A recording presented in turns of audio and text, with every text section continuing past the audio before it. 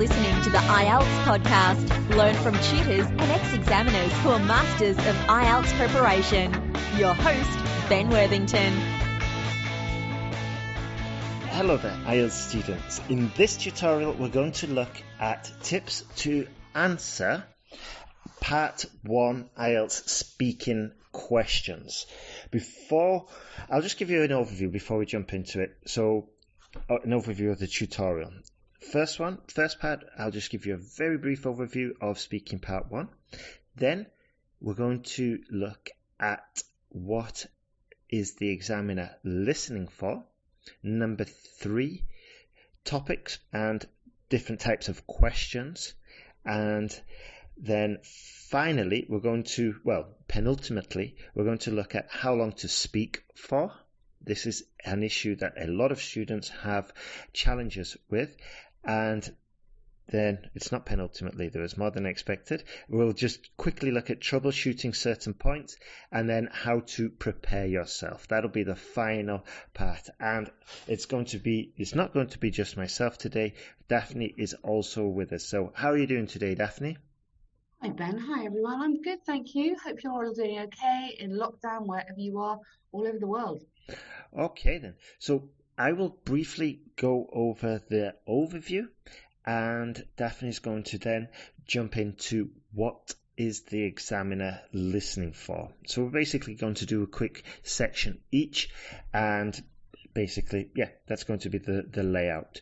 So just so as not to waste your time, we're going to get straight into it. Change my mind. Let me just mention the speaking feedback service that Daphne is running at the moment, and we're getting some great results from there. I've been checking the emails, what the students are saying, and it seems like we're really seeing some fast improvements with the students. Would you agree, Daphne? Absolutely. It's been really, really good. Thank you everyone for sending in your speaking part 2 cue card answers. If you haven't done one yet, please do one for me. All you have to do is record your speaking part 2, which is really good practice to record it live. I think it gives you that buzz that you're in an exam almost, and you have to really perform. And we'll give you feedback. So I send a recorded feedback back to you with some suggestions on what you can practice and what you can do to improve. So I think people are finding that really useful. Absolutely, and especially if you're in lockdown, you might as well make the most of it.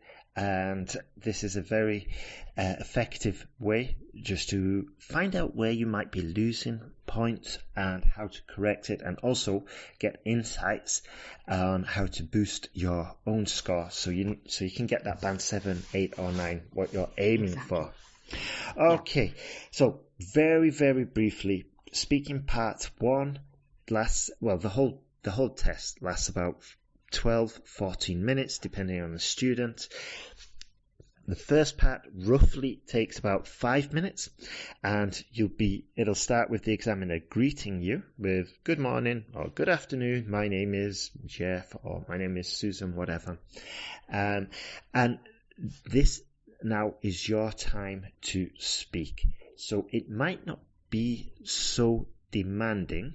And just to go off topic here, perhaps I should have mentioned that before the speaking part actually starts, I strongly recommend you get warmed up with the English language. So if you can, maybe jump on a telephone call. So if you've got your speaking exam at 12, then jump on a telephone call or an online class at 11.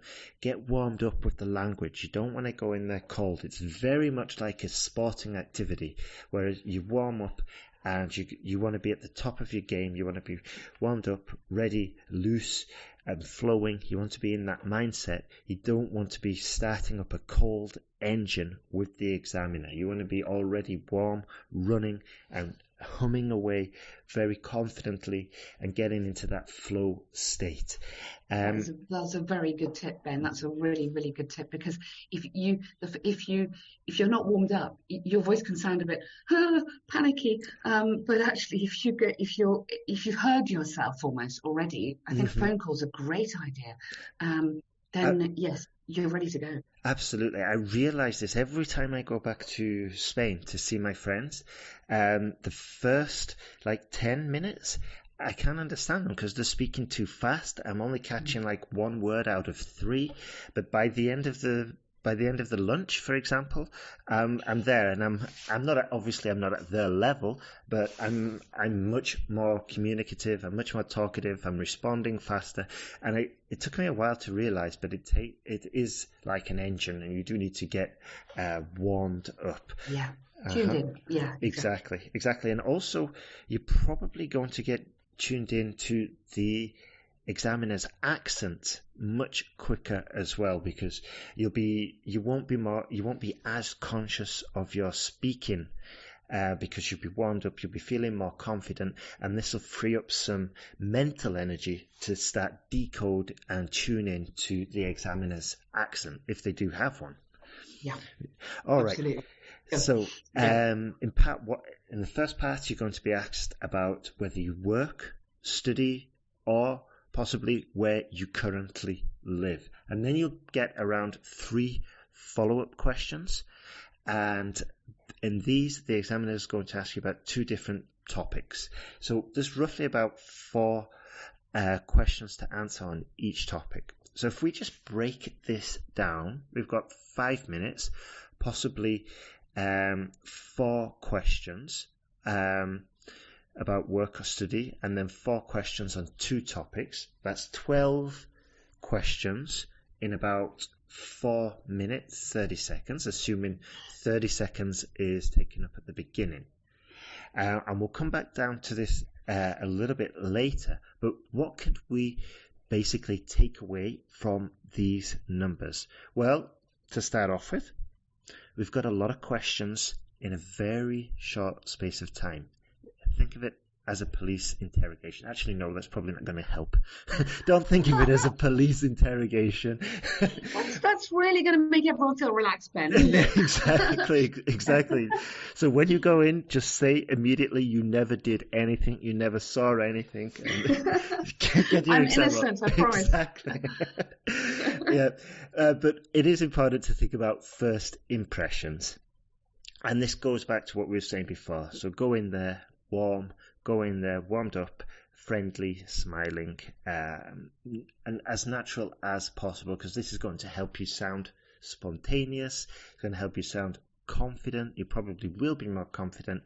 And it's, as I said a million times before, it's your opportunity to really just go in there, make the examiner sit up, make the examiner raise their eyebrows and think, wow, I've got a stellar student in front of me. This student's different. This student's prepared, and this student really wants to shine. And that's, I think, probably the healthiest mentality to go in for. So what's part 2? What's the examiner listening for, Daphne? Well, the examiner is listening for 4 really important things. So this is the categories that your speaking will be graded on. So the examiner is reading questions from the booklet, and they're listening to your answers. So because if you know now what they're looking for, this can help you plan your answer. And the questions are designed so that you can begin to show your language skills, but yet you have that security of talking of a familiar topic in an area while the examiner is assessing you. So they're looking firstly at fluency. Now, fluency is really interesting. Fluency is your ability to keep talking without long pauses or hesitations. It doesn't mean you have to be 100% accurate. And I really want to stress that, because people get worried about, I can't make any mistakes. But you need to be able to rephrase or to backtrack or say something in a different way. So if you've gone wrong, you can say, oh, I meant this, but you don't need to say that every time, because fluency is also this whole thing about keeping going, keeping moving, like I am, like Ben is, you keep going forward. So fluency is the first thing. Vocabulary. You need to be able to show your vocabulary here, and part 1 is really nice because you've got that general vocabulary that you know how to talk about your hobbies, for example, or where you live, but you can also throw in quite specialist words. So you can have quite topic-specific vocabulary to show off, and also you need to be able to show collocations. This is something we use in English the whole time. These are words that sit together happily, so familiar patterns of words. Excellent point. And I'll just interrupt there. This is why it's worth reviewing some background information of your hometown, or getting familiar with the specific phrases you use in your hobby, and writing them out, because this way they're not going to sound foreign to you. And if there is anything unique or special about your hometown, you can explain it in a much richer fashion. And this is going to help you just feel more at ease and not stumbling at the first hurdle, so to speak. Yeah, exactly. So you've got fluency, you've got vocabulary. The next thing is grammar. So although a lot of it will be in the present simple tense, it is actually a great opportunity to show off a range of structures. So you want to be showing different verb tenses. You've got your present simple, present perfect, past simple, but put in some modal verbs. I might have done this, or I might try this in the future. Some conditionals. If I had some more money, I would travel more, or I would travel to Japan if you're talking about holidays or something. But if you only remember talking the present tense, the examiner won't be able to give you a high score band. Mm-hmm. The next thing is your pronunciation and intonation. So you need to speak clearly, and your pronunciation must be acceptable enough that the examiner can hear the individual sounds. Some languages I know have very different sound systems to English, and it can be very difficult for them. And use intonation, so your voice should be coming up and going down. This kind of movement, this flow, sing-songness of a language, which is really important. Absolutely, and this is probably a good time to mention the feedback service. Just to mention it again, while we're talking about pronunciation and intonation, because if you're getting feedback, you can start experimenting with the intonation of your answers, and also you're going to be aware of some of the words that you're pronouncing incorrectly, and discovering these errors is extremely challenging without getting the feedback. So I would strongly suggest that you get the feedback in advance of the exam, and this way you're aware and you can go in there more confident, knowing, okay, I used to pronounce these 5 words incorrectly. And just one last thing before we move forward, that if it's a native English speaker like myself or Daphne, we are going to not only identify the ones that identify the words being pronounced incorrectly, but we're also going to give you the correct way to speak to them. We're going to give you the correct sound of the words, and if it's a serious error, we'll probably even break it down and say, okay, the stress is here and then here.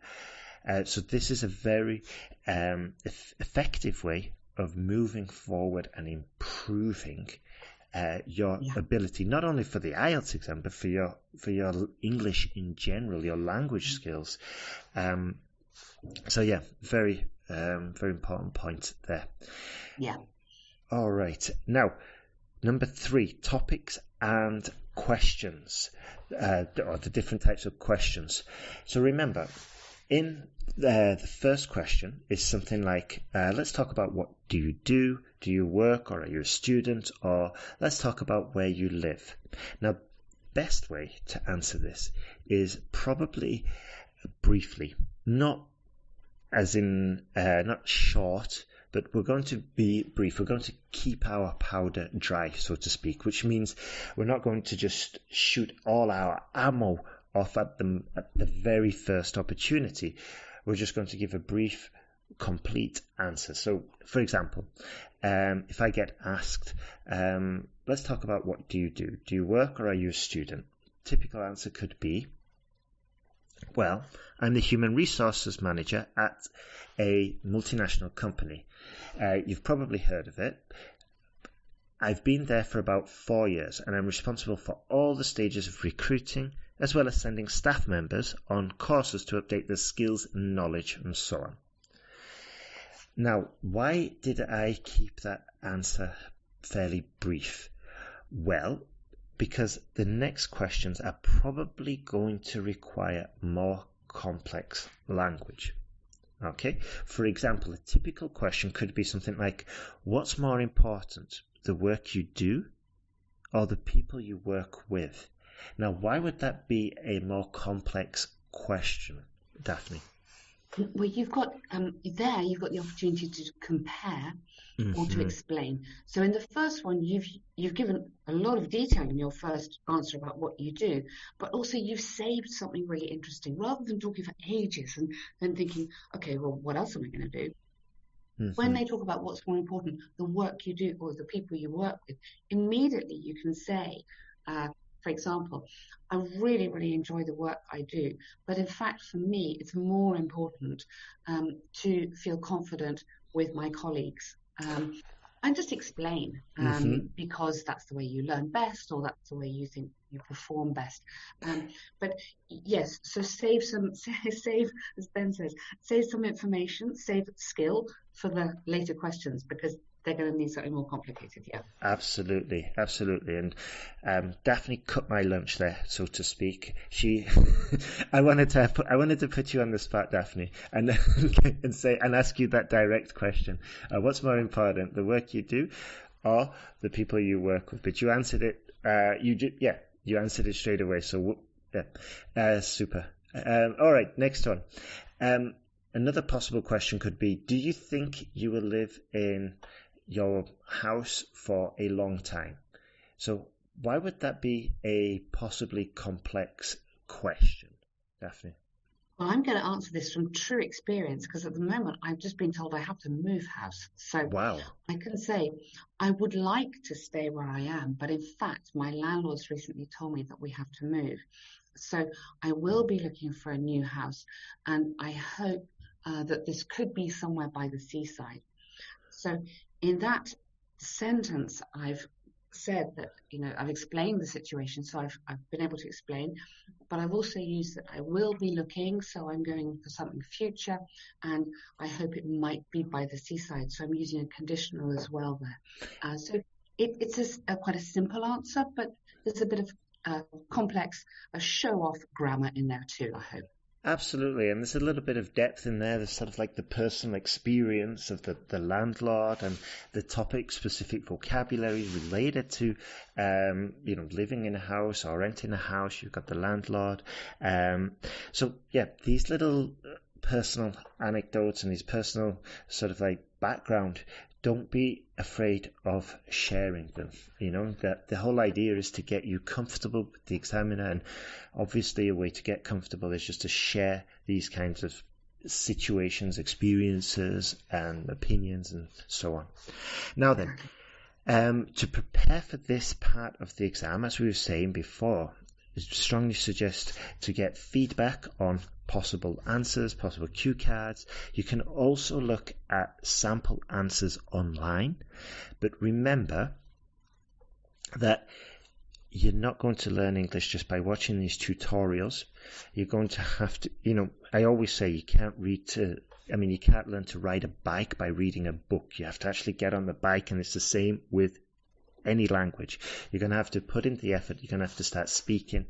And I know so many sites, teachers, tutors, professors who say, talk, record yourself, and then listen to it. And that's okay advice, but I think it's much easier to move forward if you've got somebody else who's going to give you that feedback. And plus, it's more effective because you're going to be discovering mistakes that you didn't know you were making.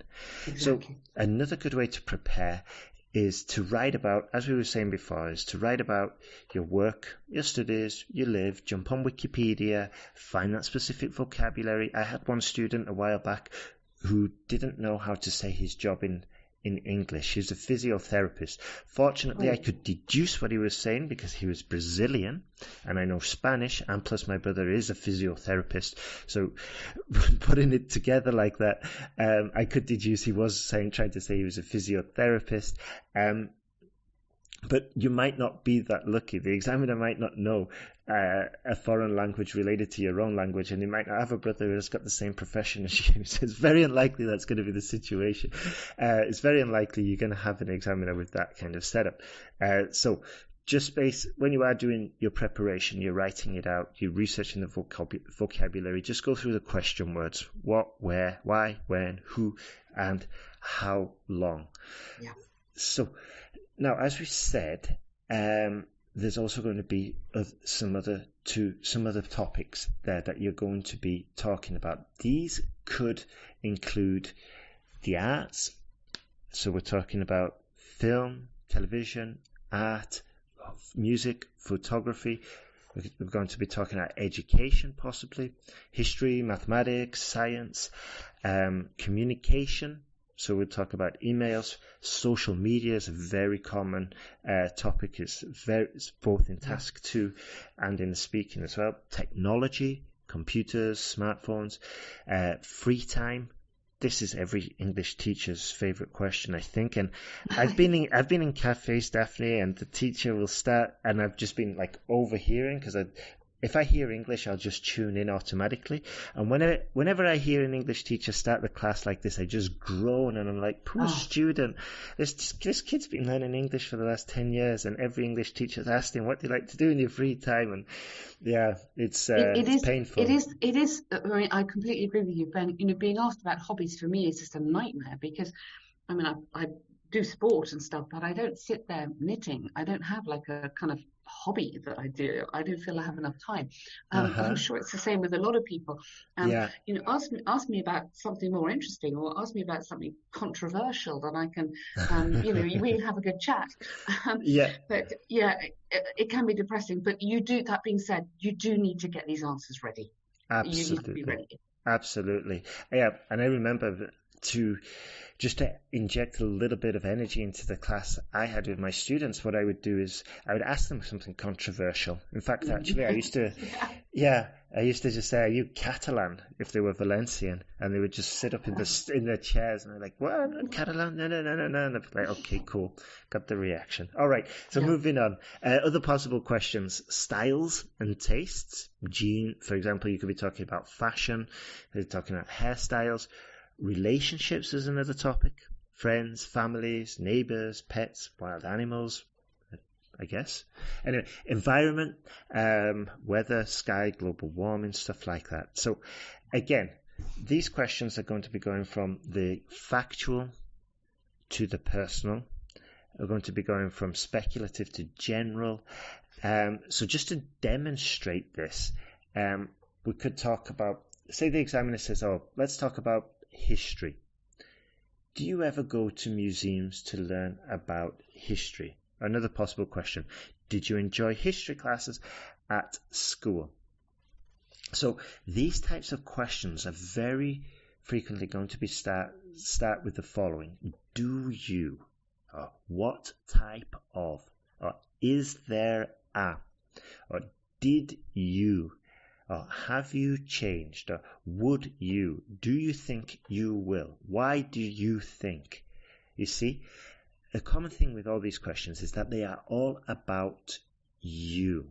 Okay? Mm-hmm. And yeah, sometimes we probably don't even realize that there'll be some, that we've never even considered. Yeah? So if the examiner says, let's talk about the sky, do you ever look at the sky? Has anybody ever asked you that, Daphne? That's a super hard question. I mean, the history one I get, I would have to be museums. Yes. History at school, hated it. So I would be thinking on my feet, to be honest, Ben, if I had won a history or sky is really random. But that being said, yes, I do look at the sky, and I'm always check to see what the weather's going to be like. Mm-hmm. And I do that by looking at the sky, not usually looking at my phone.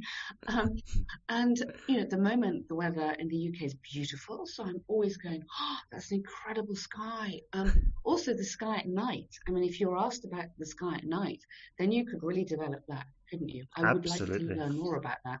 Absolutely, yeah. Totally agree with you there. That's probably where I would take the conversation. If I ever got asked, do you ever look at the sky? I would direct it to something that I do, which is probably look at the sky at night, or try and look for areas with low air pollution, and then go stargazing, so to speak. Just be aware. And by the way, just one very quick strategy is, if you do get a question that gets you a bit off guard, like, do you ever look at the sky? we can use fillers such as, well, that's an interesting question of, I've never been asked that before. But just a word of warning, don't use them too much. I remember I had a student who answered every question with, well, and after the 5th time, it was driving me nuts. So just bear that in mind. All right. How long to speak for, Daphne? Okay, well, we're going back to the maths, which is not my favourite topic. But as Ben said at the beginning, you're going to have a minimum of 12 questions. So the ones about you, and then 4 questions roughly on these 2 topics. So you've got 12 questions then, 3 main topics in 4.5 minutes. So you're going to have roughly 1 minute 30 each topic. So that's actually 20 to 22 seconds per question, including the examiner asking it. How much can you say in 20 seconds? And my answer to that is actually more than you think. It sounds like nothing, but actually if you put on your stopwatch, you can say these 3 little mini sentences within one answer. So maybe up to 3 or 4 connected thoughts or ideas. So you want to say not too little and not too much, as Ben was saying before. But if you say too much, the examiner will interrupt you and carry on. So you don't need to worry about that, but it's something that you can plan for. Let's look at an example. Ben, I'm going to throw you in at the deep end at this one. Is there a type of music you don't like? Yes. Yes, there is. I really can't stand heavy metal because it's just loud and the singer just shouts instead of really singing. And apart from that, the lyrics are pretty meaningless, if you can understand what they're saying, that is. I prefer songs that are more romantic. Oh, that's nice. Good answer. So in that answer, I'm just trying to count, but in that answer, Ben has connected 4 ideas. So he talked about metal, he doesn't, and then he said why he doesn't like it, and then he's talked about the lyrics, and then he's managed to say what he does like. So there's a lot going on in that. I didn't time you actually, Ben, but I'm sure that was under 20 seconds. Yeah, and just an additional point there, there's plenty of topic-specific vocabulary. We've got heavy metal, singer, singing, lyrics, and songs. So these are all terms that are very unique to this topic. And when we've got a question about, I don't know, the weather, about anything, try when you're practicing, try and think of terms that are unique to that topic. While you're actually answering the question, it's probably a little bit too much, and you're just going to have to answer it as naturally as possible without trying to stuff topic-specific vocabulary in your answer.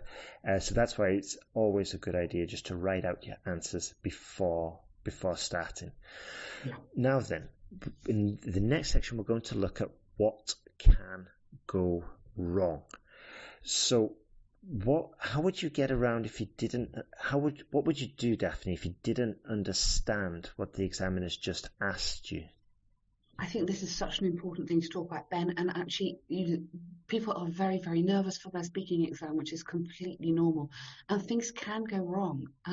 Maybe you're just in a rush, you're not very relaxed, you're not quite focused, maybe you don't hear the question clearly, or you didn't understand it. And don't worry, it's absolutely okay, in fact very important, to ask for clarification, but just do it in the right way. So rather than saying what or pardon, and which would obviously be rude, you can say, I'm sorry, could you repeat that please? Or could you say it again? I didn't quite catch it, please could you say it again? Something like that. Absolutely, yeah. I've said before, in some cultures it's perfectly normal just to say what, but in England and in English, it does sound rather too direct and rude.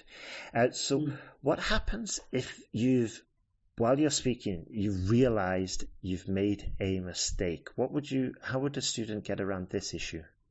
Yeah, if you've made the mistake, for example, if you've used the past simple instead of the present perfect, don't worry. What you need to do is repair it or correct yourself. And it's positive to do that because it shows that you've noticed your mistake. But don't do it the whole time because that will interrupt your fluency. So if you say, I've been working there since 4 years, which is a very common error, and then you think, oh, hang on, I got that wrong. I mean for 6 years, then that's absolutely fine because you've realized the error, you've corrected it very nicely. That's fine. Absolutely. And by the way, when you are correcting yourself, try to aim just for correcting small little slip-ups in grammar or vocabulary. Don't try and rewind and reorganize the whole point of your answer because that can often lead to more confusion. So just try and make those corrections just for smaller issues because otherwise you're digging a hole and it's going to be harder and harder and harder to get out of, and we don't want that at all. No, keep moving forward. Exactly. All right. So what can happen if we're not sure of what to say?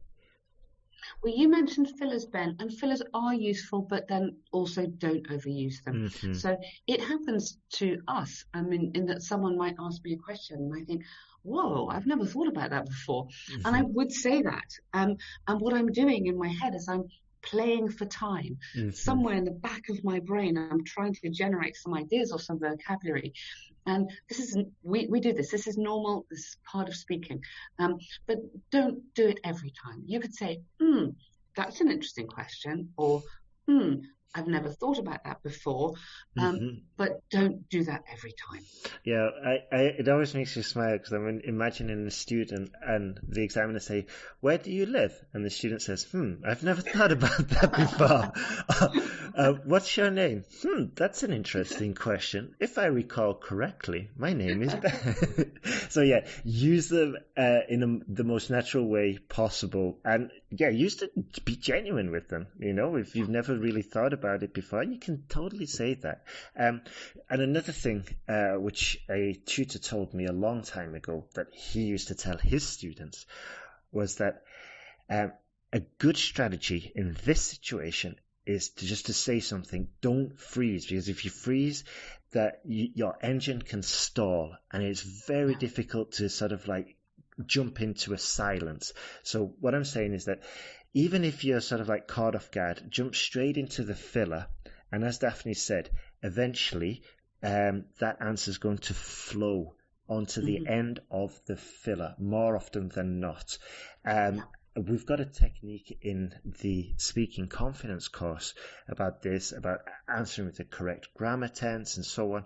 And that's also another useful strategy because you can only use so many fillers so many times. And it's good just to have basically a collection of different strategies to use in different situations so you're not overly reliant on fillers. Now, how can a student prepare for this? Okay, so the first one is get ready with a lot of these topics. So we've given you a list of topics today. You can also look on the website. There's also a list of topics there which can come up. So practice writing down some answers, practice recording yourself. Get ready. So, for example, the 4 questions on each topic. Just write down what you would say. That would be my first thing. And looking at the vocabulary you're going to use and looking at possible grammar structures you could use as well. Absolutely, good points there. Also, if you're doing this with somebody else, I'd strongly recommend you take turns being the examiner, being the candidate.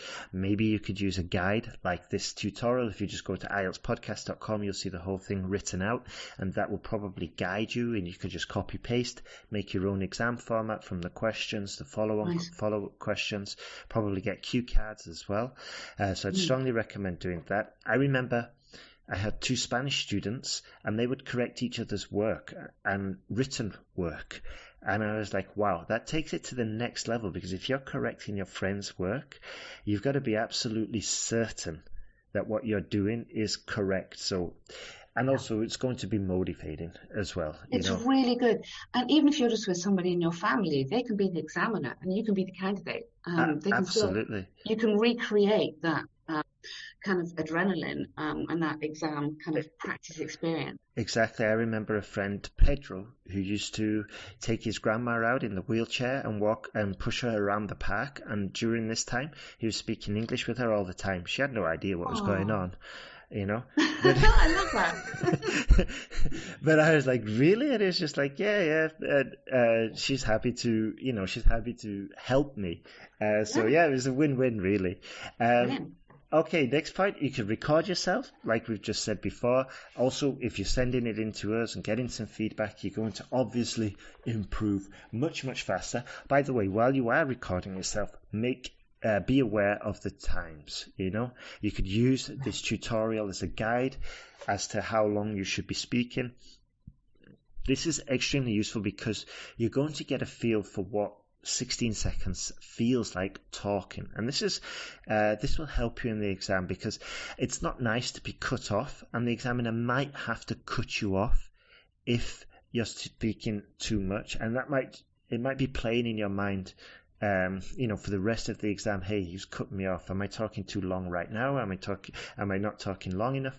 And also, alternatively, you're going to avoid sort of like those silences where the examiner is silent because he's expecting you to talk more, but you haven't. So getting familiar with the time and also getting a feel for how long 4 sentences sounds like, for how long 17 seconds sounds like.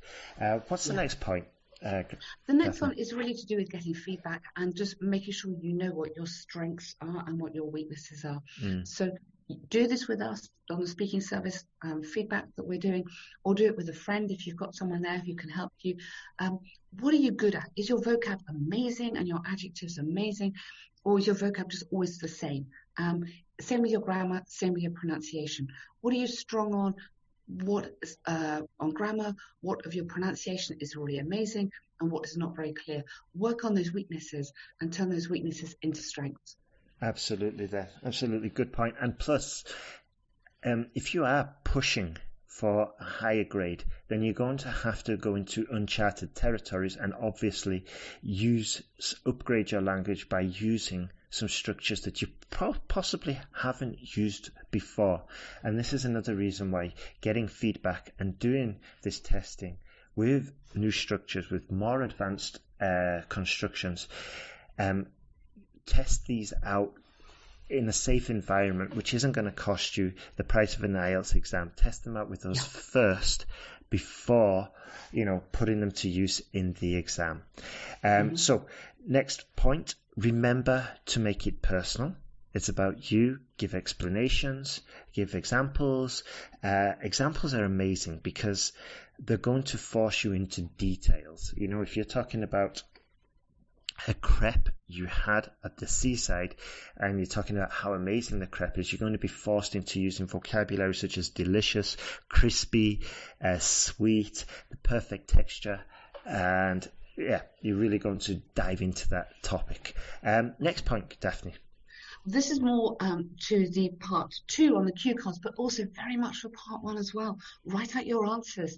Don't learn them off by heart because you won't sound natural, but write them just so you can just find out what you would say. It's a really, really good practice. You don't want to be caught on the hop, as we say. You want to be ready. So write out your answers to some of these sample questions and use a Google Doc, put them in Google Documents, and then you can see which grammar errors.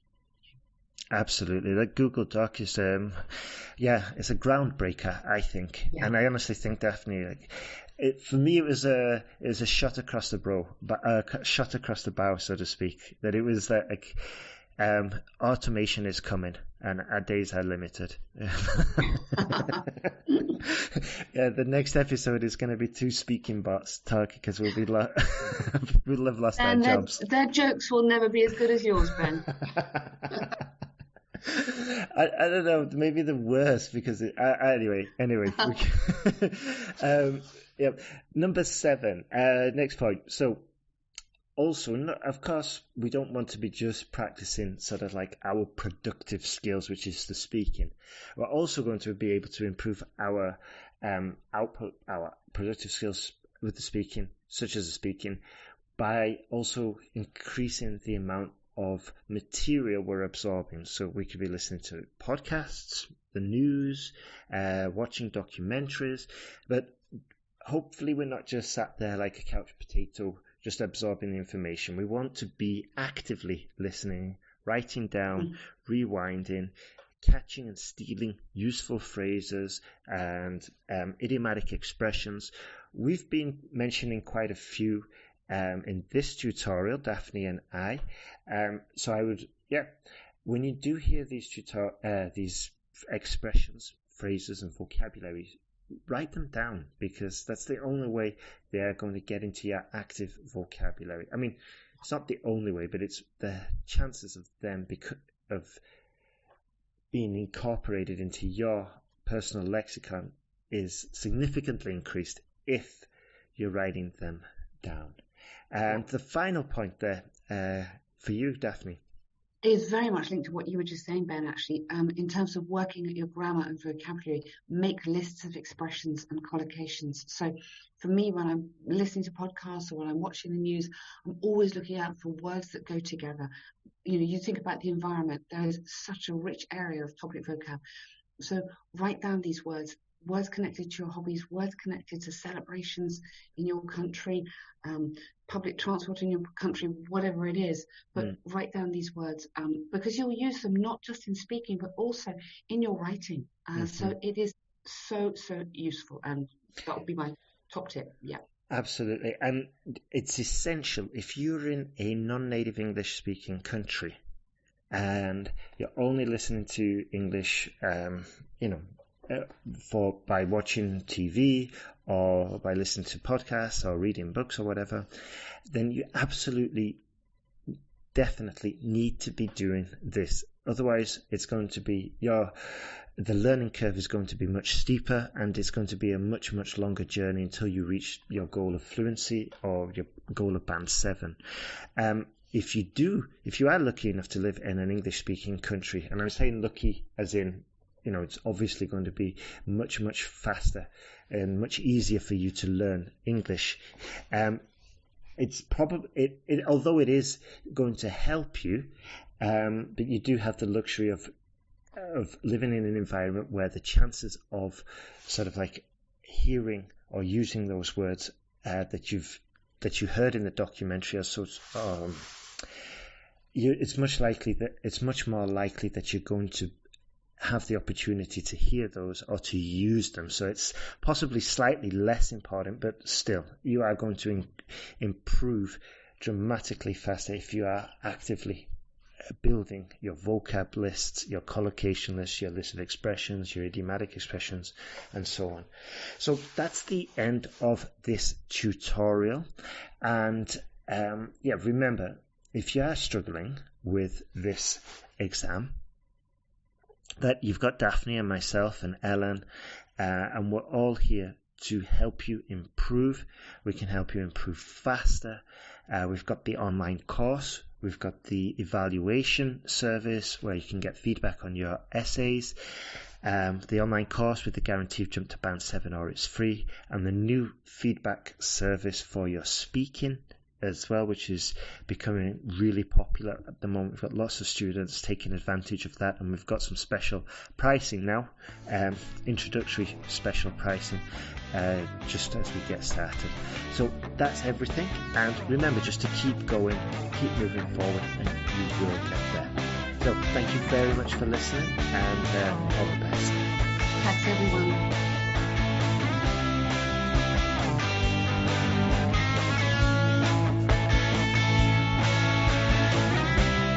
Thanks for listening to IELTSPodcast.com.